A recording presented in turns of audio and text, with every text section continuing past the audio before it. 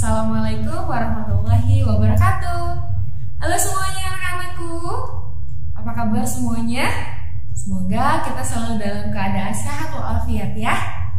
Oke, untuk pembahasan kali ini, pembahasan ilmu pengetahuan alam, kita akan membahas tentang sumber energi. Untuk itu, silakan kalian siapkan buku Prima PH 4A di halaman 183, 186, dan 189. Baik, kalau sudah disiapkan, yuk kita sama-sama membahas tentang sumber energi. Di dunia ini ada banyak sekali sumber energi yang selalu kita gunakan dalam kehidupan sehari-hari. Apa itu sumber energi? Sumber energi adalah segala sesuatu di sekitar yang mampu menghasilkan suatu energi, baik kecil maupun besar. Ya, dan sumber energi juga ada banyak sekali macamnya dan juga kegunaannya dalam kehidupan sehari-hari. Yang pertama, itu ada matahari. Nah, matahari di sini merupakan sumber energi panas yang dimanfaatkan untuk apa?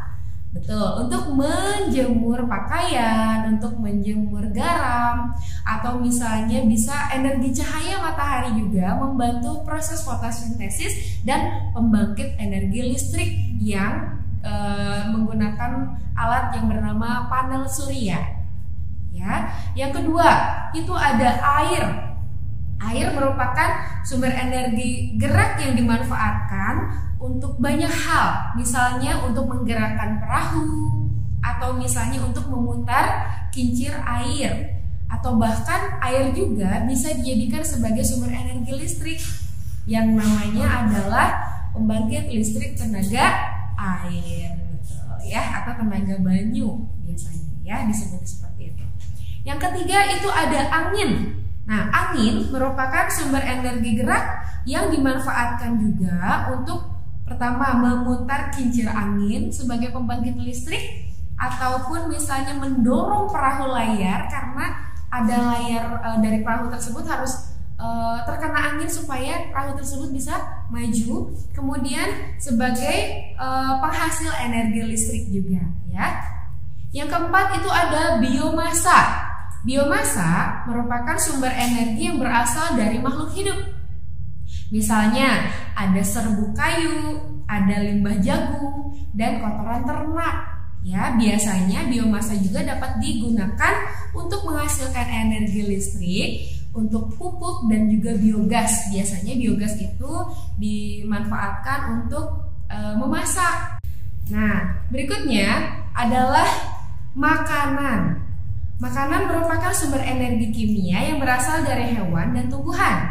Makanan menghasilkan energi bagi tubuh kita yang kemudian diubah menjadi energi gerak dan energi panas ya. Betul. Kalau misalnya kita tidak makan tentunya tidak akan ada tenaga, betul? Ya. Berikutnya adalah bahan bakar fosil. Nah, bahan bakar fosil merupakan sumber energi kimia yang berasal dari sisa-sisa makhluk hidup yang terkubur pada jutaan tahun lamanya. Contoh bahan bakar fosil diantaranya adalah minyak bumi, batu bara, dan gas alam. Biasanya minyak bumi itu ada banyak olahannya. Ya, salah satunya adalah bensin yang biasa dipakai untuk bahan bakar kendaraan. Betul sekali. Berikutnya kita akan bahas tentang sumber energi yang dapat diperbarui dan tidak dapat diperbarui, atau bisa dibilang istilahnya sumber energi yang terbarukan dan tidak terbarukan.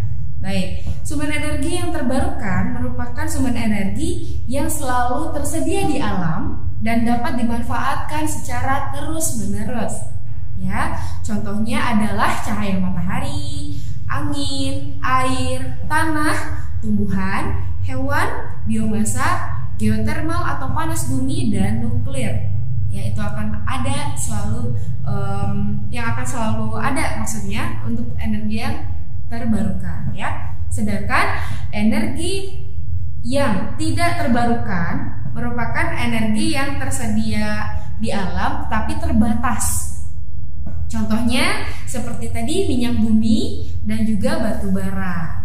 Seperti itu. Selanjutnya kita akan membahas tentang perubahan energi. Nah, energi juga dapat diubah dari satu bentuk ke bentuk yang lainnya.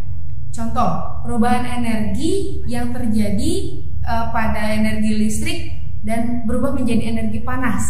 Contohnya itu pada setrika, oven, penanak nasi, ataupun solder. Ya. Yang kedua yaitu adalah perubahan energi kimia menjadi energi cahaya. Contohnya itu pada senter, betul sekali ya. Yang ketiga, sumber energi yang berubah menjadi energi air, yang berubah menjadi energi listrik. Nah, contohnya adalah pembangkit listrik tenaga air, ya, atau PLTA. Nah, selain itu coba kita bisa menyebutkan banyak benda yang mengalami perubahan energi. Coba misalnya nih ya, pada blender. Blender perubahannya apa? Perubahannya adalah dari listrik ke gerak, betul sekali. Atau misalnya mesin cuci.